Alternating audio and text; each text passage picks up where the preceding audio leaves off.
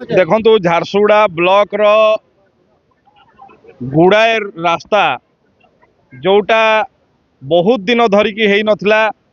गत वर्ष आम कि रास्ता को टेकअप करूँ जो थे सापड़ार मुख्य रास्ता हरेकृष्णपुर मुख्य रास्ता हरेकृष्णपुर जगन्नाथ मंदिर को जो रास्ता थिला से रास्ता प्राय अनेक रास्तार शिलान्यास करूँ एवं उद्घाटन से रास्ता काम सरी जाइए।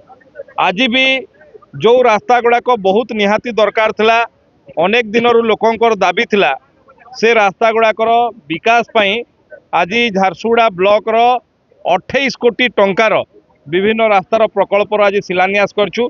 मु आशा करुछि किछि दिन भितरे ये काम भी सरिबो एवं झारसुगुड़ा ब्लॉक भितरे आउ कोनोसी रोड रास्ता एमती रहिबो नाही मुख्य रास्ता जोटा कि ठीक भाव रे हेई नथिबो रास्ता चौड़ा हेकी रही नथिबो। आमे सबु रास्तार निर्माण पई प्रस्ताव देइतलु मान्यवर मुख्यमंत्री तथा मान्यवर पूर्त विभाग मंत्री से सबू को अनुमोदन करछंती एवं अर्थ बराद करछंती।